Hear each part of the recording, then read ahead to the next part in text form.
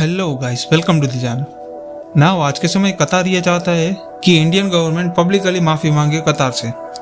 सो ऐसा क्या रीज़न है कि कतार ने ऑफिशियली ये बोल दिया है इंडियन गवर्नमेंट को कि आपको पब्लिकली अपोलॉजी मांगनी चाहिए। अब हुआ ये है कि इंडिया के कुछ पॉलिटिशियन ने कंट्रोवर्शियल स्टेटमेंट दे दिए, जिसको लेकर कतार चाहता है कि इंडियन सरकार कतार से पब्लिकली माफ़ी मांगे।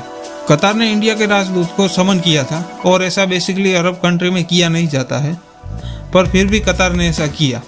ज़्यादातर ऐसा पाकिस्तान में देखने को मिलता है इंडिया के खिलाफ। इंडिया में बीजेपी के कुछ पॉलिटिशियन ने इस्लाम के विषय में कुछ कंट्रोवर्शियल स्टेटमेंट दे दी थी, इसलिए कतार ने इंडियन एनवॉय को समन किया था और जिसने भी ये कंट्रोवर्शियल स्टेटमेंट दी है उनकी आलोचना भी की थी और उनके खिलाफ इंडियन सरकार को कुछ एक्शन भी लेना चाहिए, ऐसा कतार का कहना है।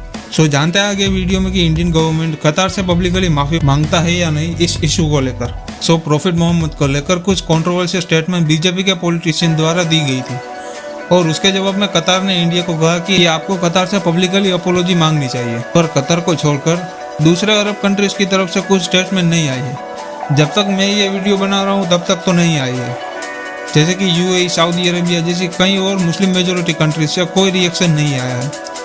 और जिसने भी प्रॉफिट मोहम्मद के ऊपर स्टेटमेंट दी है वो लोग इंडिया की गवर्नमेंट पे कोई खास पद होल्ड नहीं करते हैं और उसके लिए कतार ने ऐसा कहा कि आपको कतार से माफ़ी मांगनी चाहिए। और कतार के सोशल मीडिया पे ये भी ट्रेंड चला था कि इंडिया को बॉयकॉट करो। जो ज़्यादातर लोग हैशटैग यूज़ कर रहे थे वो पाकिस्तान से ही थे और बहुत सारे लोग थे जो कतार से बिलोंग भी नहीं करते थे, कतार से उसका कोई लेना देना भी नहीं था, फिर भी पाकिस्तान से बॉयकॉट इंडिया का ट्रेंड चल रहा था। और इसी के प्रेशर में आकर कतार की सरकार ने अपोलॉजी मांगने का निर्णय लिया। अब ये स्टेटमेंट तब आ रही है जब हमारे वाइस प्रेसिडेंट वेंकैया नायडू कतार की इम्पोर्टेंट विजिट पर है और ये विजिट इंडिया और कतार के रिलेशन के लिए बहुत ही इम्पोर्टेंट है और यहाँ पर कई सारे पॉजिटिव एक्सपेक्ट की भी बात की जाएगी। इंडिया और कतार के रिलेशन को स्ट्रॉन्ग करने की कोशिश की जाएगी और इस टाइम के दौरान कई सारी अफवाहें भी फैलाई जा रही थी कि कतार के पीएम ने हमारे वाइस प्रेसिडेंट के साथ जो डिनर का प्लान था वो भी कैंसिल कर दिया है। और एक और बात ये बताता हूँ कि ये सभी अफवाहें पाकिस्तान से फैल रही थी, पर ऐसा कुछ भी नहीं हुआ है और कतार ने भी इंडिया के एनवॉय के थ्रू ही ये सब कुछ कहा है।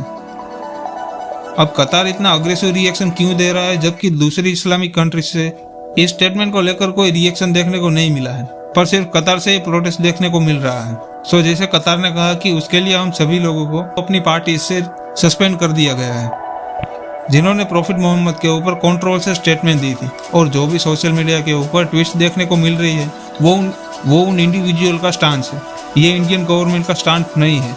यह कुछ फ्रिंज तत्वों का काम है, ये इंडियन सरकार का स्टांस नहीं है। इंडिया की सिविलाइजेशनल हेरिटेज और कल्चरल रिलेशन हमारे कतार के साथ है और जिसने भी ये स्टेटमेंट दिए उनके खिलाफ स्ट्रॉन्ग एक्शन लिए जाएंगे।